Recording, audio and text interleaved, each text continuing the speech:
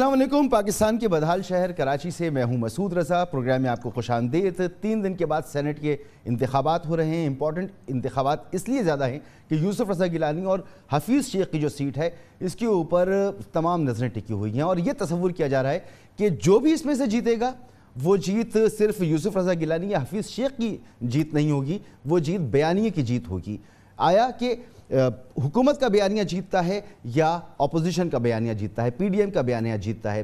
और पीडीएम ये समझती है कि अगर यूसुफ रज़ा गिलानी जीतते हैं तो ये अज़ खुद तहरीक इंसाफ के लिए, वज़ीर आज़म इमरान खान के लिए अदम एतमाद की एक तहरीक समझी जाएगी, अदम एतमाद उनके खिलाफ हो जाएगा। और राना सनाउल्लाह साहब ने इस पर बात भी की है। ये बात तय है कि अगर सैयद यूसुफ रज़ा गिलानी साहब जो हैं वो एक पीडीएम के या अपोजिशन के कैंडिडेट जो हैं वो अगर कामयाब हो जाते हैं तो फिर इस गवर्नमेंट के लिए बाकी रहना जो है वो इंतहाई फिर मुश्किल भी होगा और वैसे भी इंतहा की जो है वो गैर जमहूरी बात होगी।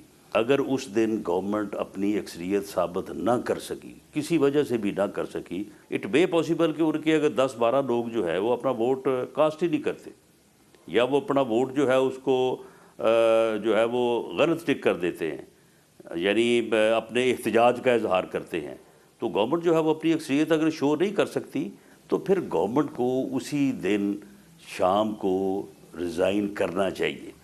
जमहूरी और तरीक़ाकार यही है, असूल यही है। गवर्नमेंट के पास अक्सरियत मौजूद है, गवर्नमेंट अपनी अक्सरियत शो कर सकती है, लेकिन अपोजिशन का दावा है कि उसके लिए मुश्किल हो जाएगी, लोग उससे नाराज़ हैं। आपको याद होगा कि पीडीएम पहले चाहती ये थी कि सेनेट इलेक्शन से पहले ही इस हुकूमत को घर भेजा जाए और लॉन्ग मार्च किया जाए, लेकिन पीपल्स पार्टी ने यह रास्ता दिखाया कि पहले हमें इलेक्शन में जाना चाहिए, बाई इलेक्शन में जाना चाहिए, सेनेट इलेक्शन में जाना चाहिए और फिर उसके बाद हमें रास्ता देखना चाहिए लॉन्ग मार्च का। और इसके पीछे फ़लसफ़ा यही था कि यहाँ हम शिकस्त देंगे और फिर तहरीक अदम एतमाद लेकर आएंगे। लेकिन मैं मुसलसल बिलावल भुट्टो जरदारी साहब को सुन रहा हूँ, वो एक बार भी ये बात नहीं कह रहे कि सेनेट इलेक्शन के बाद तहरीक अदम एतमाद होगी। वो हर दफ़ा यही कह रहे हैं कि सेनेट इलेक्शन के बाद लॉन्ग मार्च होगा। तहरीक इंसाफ की हुकूमत करप्शन में सबसे आगे है। ये जो हुक्मरान है, जो कठपुतली है, इनमें वो सलाहियत नहीं है कि वो ये मुल्क चला सके। इंशाअल्लाह ताला हम इस हुकूमत को घर भेज देंगे। हम अब सेनेट में मुकाबला कर रहे हैं। सेनेट के बाद आपको पता है, सेनेट के बाद आपको पता है कि लॉन्ग मार्च होना है।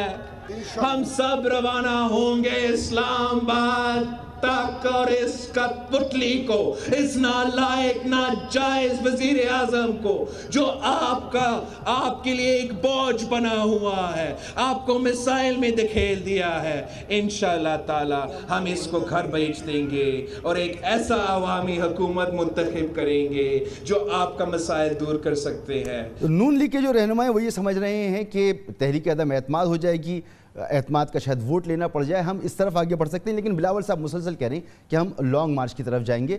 गोया कि वो शायद उनके जहन में कहीं ये शायद बात हो कि अदम एतमाद की तहरीक कामयाब करना मुश्किल होगा, यूसुफ रज़ा गिलानी को जिताना मुश्किल होगा, लिहाजा वो ये बात करें। ये एक सवाल है जो मैं पूछूंगा।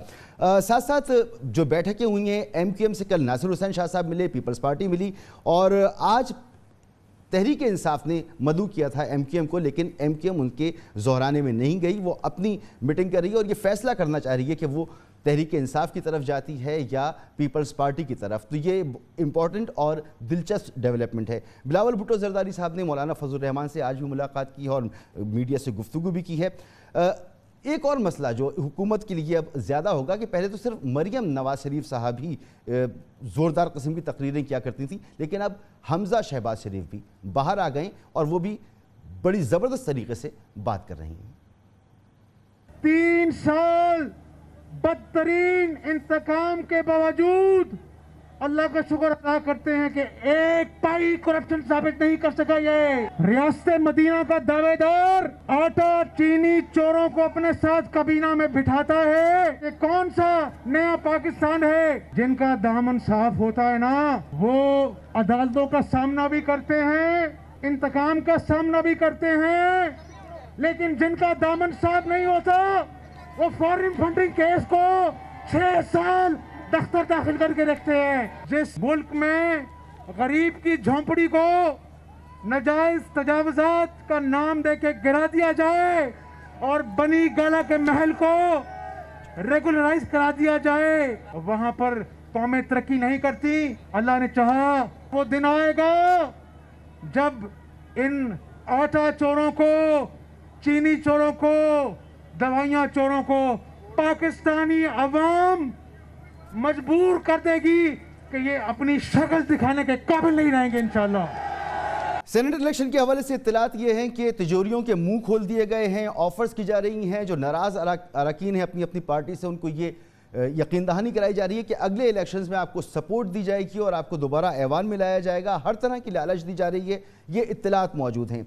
जो लोग सरगर्म हैं राब्ते करने में, उसमें परवेज़ खटक साहब का नाम है, जहांगीर तरीन साहब अपने दोस्त हफीज़ शेख के लिए राब्ते कर रहे हैं, नासिर हुसैन शाह साहब पीपल्स पार्टी की तरफ से कल कराची में मुतहर्रिक थे, आज इस्लामाबाद में वो मुतहर्रिक हैं। इसी तरह से तमाम जमातें राब्ते कर रही हैं। लेकिन दिलचस्प बात यह है कि कल सुप्रीम कोर्ट का एक अहम फैसला आना है, उसे तशरीह करनी है कि सदारती रेफरेंस जो भेजा गया था कि आया शो ऑफ हैंड से सेनेट का इलेक्शन हो सकता है या नहीं हो सकता। अगर ये फैसला आ गया कि शो ऑफ हैंड से कराया जा सकता है, तो हुकूमत ने तैयारी की हुई है, एक एक्ट जारी किया हुआ है, तो हुकूमत ये करवा सकती है। और अगर ऐसा हुआ तो फिर लेन देन और वादे धरे के धरे रह जाएंगे और फिर किसी हद तक ट्रांसपेरेंसी आ जाएगी, या फिर अपनी ज़मीर के मुताबिक जिसको वोट देना है उसे सामने आकर वोट देना पड़ेगा। क्या सूरत हाल होगी? दिलचस्प सूरत हाल है। हुमायूं अख्तर खान साहब मेरे साथ मौजूद हैं, सीनियर रहनुमा हैं। हुमायूं अख्तर खान साहब बहुत बहुत शुक्रिया आपका। मलिक अहमद खान साहब मेरे साथ मौजूद हैं मुस्लिम लीग नून से, सर आपका भी बहुत बहुत शुक्रिया। ससी पलिजो साहब मेरे साथ मौजूद हैं पाकिस्तान पीपल्स पार्टी से, आपका भी बहुत बहुत शुक्रिया। हुमायूं अख्तर खान साहब, सबसे पहले तो ये बताएंगे, जो इत्तलात हैं, मैं तस्दीक तो नहीं कर सकता मगर सुन रहा हूँ, जहाँ पर भी बात की मैंने, पूरे मुल्क में मुख्तलिफ अरकान पार्लियामेंट से बात की, मुख्तलिफ जमातों के लोगों से बात की, सब ये खदशा जाहिर कर रहे हैं कि पैसा चल रहा है। तो आपके पास भी हैं ऐसी इत्तलात? देखिए, वो तो अब देखते हैं कि कल सुप्रीम कोर्ट की क्या इंटरप्रिटेशन आती है, जैसे आपने फरमाया, और उसके मुताबिक हमारा तो ऑर्डिनेंस एक तैयार है जो कि ओपन बैलेट करेगा। हम ये समझते हैं कि आइन में जो 2 चीज़ों का जिक्र है, एक प्रोपोर्शनल रिप्रेजेंटेशन और सिंगल ट्रांसफरेबल बैलेट, तो मुझे ये बताइए कि मैं एक मिसाल देता हूँ। इस वक्त सिंध में गालिबन 11 में से पीपल पार्टी की 6 सीटें बनती हैं। उन्होंने कैंडिडेट्स 11 रखे हुए हैं। अगर पीपल पार्टी के 6 से ज्यादा कैंडिडेट आते हैं तो मसूद भाई, ये आइन की खिलाफ वर्जी नहीं है। आइन तो प्रोपोर्शनल रिप्रेजेंटेशन कहता है। आइन तो कहता है कि पीपल पार्टी की अगर 6 सीटें बनती हैं तो वो 6 ही आनी चाहिए। तो इसका मतलब है कि ये जो निजाम है सीक्रेट बैलेट का, ये तो आइन के मुताबिक है ही नहीं। बहरहाल हमने सुप्रीम कोर्ट से ओपिनियन मांगा है, हम उस ओपिनियन का इंतजार कर रहे हैं। सिटिंग गवर्नमेंट है, आज तक नहीं हुआ मसूद भाई। सिटिंग गवर्नमेंट कह रही है कि जिसकी जितने सीटें बनती हैं, और पंजाब में हमने ये कर दिखाया है। आई थिंक सिंध को इससे सबक सीखना चाहिए। पंजाब में PMLN और PTI ने मिलके और ये कर दिखाया है। अगर नहीं होगा तो देखिए अगले 2 दिन हम सब शर्मिंदा होंगे, ये कौम शर्मिंदा होगी जो अगले 2 दिन होगा फिर इधर।